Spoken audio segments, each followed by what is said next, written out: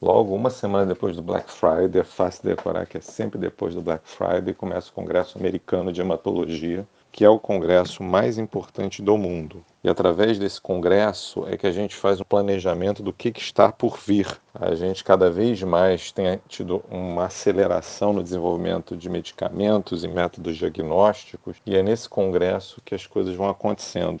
E eu queria começar falando sobre essa entrevista, né? Sobre assim começou o Congresso. O Congresso começou com a presidente, a Stephanie Lee, presidente do Congresso desse ano, entrevistando Anthony Fauci. Anthony Fauci é um senhor de 79 anos, esse mês ele vai completar 80 anos, e já passou por muita coisa na vida, porque como os Estados Unidos exercem sua diplomacia a nível mundial, cada epidemia no mundo interfere com os Estados Unidos. Então, Anthony Fauci já passou desde a AIDS, ele se revelou nos primórdios da epidemia de AIDS, foi ali que ele se lançou, e um pesquisador, um cientista, um médico, e desde então enfrentou desde surtos de ebola na África até o vírus MERS, outros coronavírus como a gripe suína, H1N1, e agora é a figura que os americanos olham quando vêm na televisão para saber o que está acontecendo em relação ao coronavírus. Ele tem uma posição muito independente.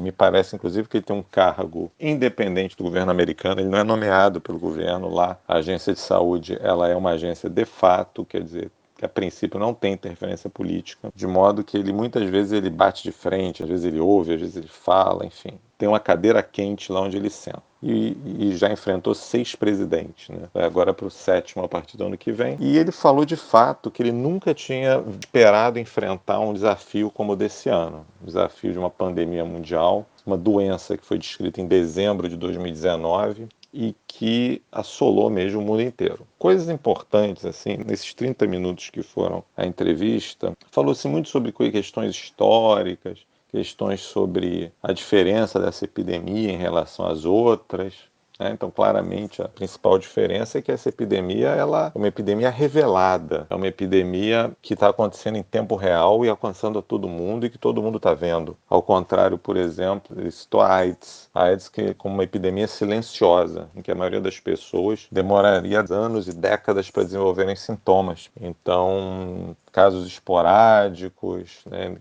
casos nichados, né, em pessoas que estavam tendo alguns comportamentos de risco para infecção, no caso, na época, o HIV, né, um pouco diferente do que nós temos agora, em que nós temos uma pandemia que está alcançando os diversos estratos sociais e os diversos países no mundo, tempo simultâneo e não alcançando especificamente um ou outro grupo. Ele alcança todos os grupos. Curiosamente, ele não fala sobre a questão de lotação de hospitais nos Estados Unidos. Eu imagino que os Estados Unidos tenha muitos leitos de hospitais. Ele não fala sobre isso. Ele fala, o que é muito interessante, ele fala que em relação à imunidade, por exemplo, pelo coronavírus, ele diz que os coronavírus em geral, eles não deixam uma imunidade muito longa. Não é uma questão só desse coronavírus. Todos os coronavírus são assim. Então a pessoa tem uma imunidade de máxima de meses a um ano. E é por conta disso que a gente toma vacina da gripe todo ano, né? Toma vacinas com os mesmos tipos de vírus do ano anterior muitas vezes, porque a imunidade para esses vírus, ela não é tão duradoura. Então não é uma característica que assusta ele o fato das pessoas estarem pegando pela segunda vez o coronavírus, e diz que é isso mesmo, e provavelmente a gente vai ter que no futuro tomar vacinas anuais contra o coronavírus. Além disso, ele foi perguntado pela Stephanie Lee sobre mutações, né, que estão sendo vistas, se isso pode de alguma forma interferir no curso clínico da doença, né? Principalmente para pior, né, o que assusta a gente. E ele fala o seguinte, que o vírus é um vírus muito simples, a gente chama de vírus RNA. E pelo fato dele ser tão simples, ele é muito difícil, porque ele é simples, ele é pequeno e ele é tosco. E pelo fato dele ser tosco, ele gera erro. A célula, ele começa a se reproduzir dentro das células, gerando cópias com erros, muito mais comumente que esses vírus mais desenvolvidos. E esses erros, muitas vezes, acabam virando mutações. Então o vírus vai se mutando e isso é esperado, é um comportamento esperado dos vírus RNA. O que ele disse foi o seguinte, ele disse que é muito raro que uma mutação ela fique pior do que o vírus já é. O esperado para esses vírus, quando eles têm mutações, é que as mutações sejam menos agressivas do que os vírus selvagens, vamos colocar assim, os vírus que iniciaram a pandemia. Isso é o esperado. Ele não tem medo de que novas mutações tornem a doença mais agressiva. Ele acha que não vai ser por aí, não. E ele deu o exemplo, inclusive, da nossa gripe, a famosa gripe que nos pega todo ano, em que ele fala que existem teorias que no passado, há milhares de anos atrás, esses vírus que hoje dão uma simples gripe na gente também eram vírus muito agressivos, mas que com o tempo foram se adaptando ao homem, ao ser humano e começaram a viver numa certa convivência mais ou menos pacífica. Então a questão é enfrentar essa primeira fase e que o futuro, provavelmente, mas é um futuro de séculos para frente, vai ver a atenuação desse vírus. Então uma boa notícia, provavelmente o vírus deve ficar mais atenuado, a mutação. Outra coisa que ele chamou a atenção e que eu fiquei meio. Aí é um lado um pouco negativo.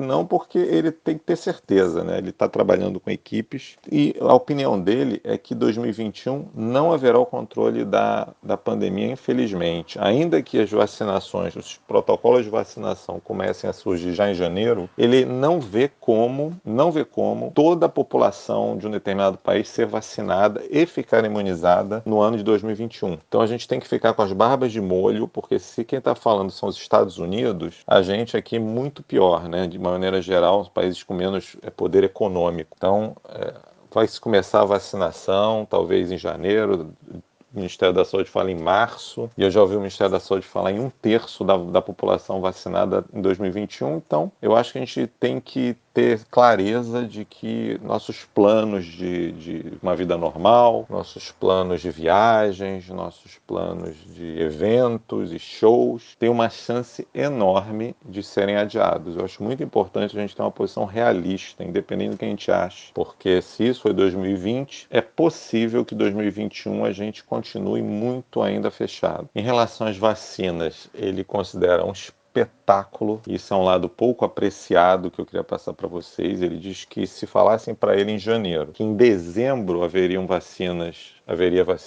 com alta eficácia para o coronavírus, ele ia simplesmente dizer que a pessoa estava enlouquecida, estava louca, isso era impossível. E através de um esforço hercúleo de vários países e várias empresas. É um esforço que a gente não pode menosprezar. Obviamente, existem interesses econômicos por trás, porque ninguém realmente faz essas coisas para perder dinheiro. No entanto, é espantoso, gente. A gente tem que ter muita noção do que a gente está vivendo. É espantoso que nós já tenhamos, em dezembro, estudos sendo concluídos de vacinas, com vacinas apresentando eficácia acima de 90%. Ele citou uma vacina que não vai chegar no Brasil, uma vacina de uma empresa chamada Moderna, que é uma vacina de RNA, uma vacina que nunca foi feita, vai ser a primeira vacina de RNA feita. Essa empresa já foi fundada há vários anos e nunca conseguiu emplacar uma vacina. Ela usa uma outra tecnologia e dificilmente a gente vai ter essa vacina, uma vacina que também precisa de ser congelada a menos 70 graus, mas ela tinha acabado, na manhã de ontem, a liberar o resultado de uma eficácia de 95% e 30 eventos adversos, né, que são os efeitos colaterais no estudo da vacina. 30. Todos no braço placebo. Todos os 30 foram no braço placebo. E para aqueles que dizem assim, não, isso aqui está tudo manipulado pelos laboratórios, ele reforça. E é muito importante que se diga aqui que esses estudos, além de serem monitorizados pelas agências, então a nossa Anvisa, por exemplo, vai ter que monitorizar e monitoriza, tá? Política de lado, eu que trabalho com pesquisa, sei que a Anvisa é muito rigorosa, muitas vezes mais do que nós pesquisadores queremos. Essa que é a verdade, mas ela é muito rigorosa.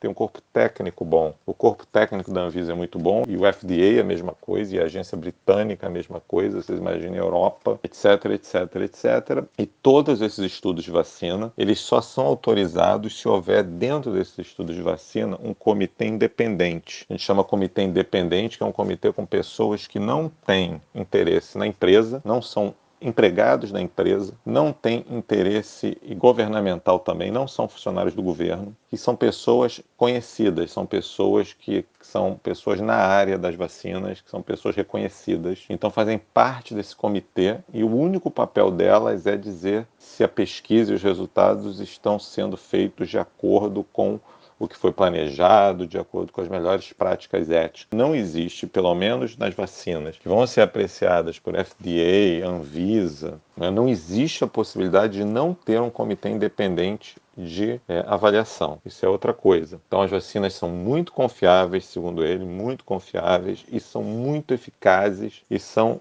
absurda a possibilidade de a gente ter em um ano uma vacinação para esse vírus, né? E obviamente eu estou me referindo às vacinas internacionais, estou me referindo às vacinas que o mundo inteiro vai poder receber. Então ele reforça que a vacina é o que tem, é o que vai realmente fazer as coisas abrirem. Ele acha que esse tipo de abertura mais precocemente para ele vai ser 2022. Então eu saio dessa entrevista achando que as Olimpíadas, por exemplo, do Japão estão ameaçadas e infelizmente eu acho que a gente ainda vai ter congressos online no ano que vem. Eu espero que todos tenham se adaptado. Eu acho que todo mundo tem que estar ciente disso, ciente de que a gente está numa reta final, aí mais um aninho, a vacina está chegando, vacina boa. Eu saí com essa ideia. E finalmente o que ela perguntou é o seguinte: a pergunta-chave da Stephanie Lee foi: e para a próxima epidemia? O que vai acontecer na próxima epidemia? Será que a gente vai ter daqui a 5 anos outro coronavírus? E ele falou o seguinte, que eles, o National Institute of Health, onde ele trabalha, ele é o diretor,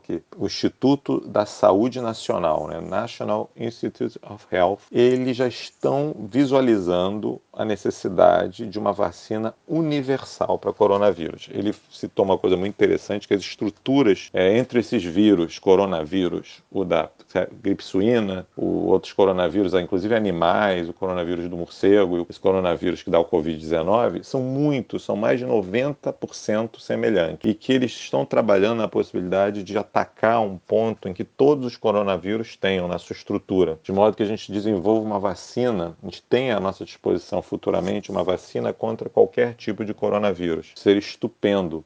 Isso é para vocês verem que as pessoas, os pesquisadores estão andando, o que está acontecendo por trás da gente. Eu espero que vocês estejam bem, eu espero que estejam em segurança, e eu saio com essas sensações dessa entrevista, de que a gente ainda vai enfrentar um período aí de fechamento, de cuidados, mas que com a vacina 2022 vai ser realmente um ano, é o ano que a gente não teve e não está tendo em 2020 e 2021. Um abraço para vocês.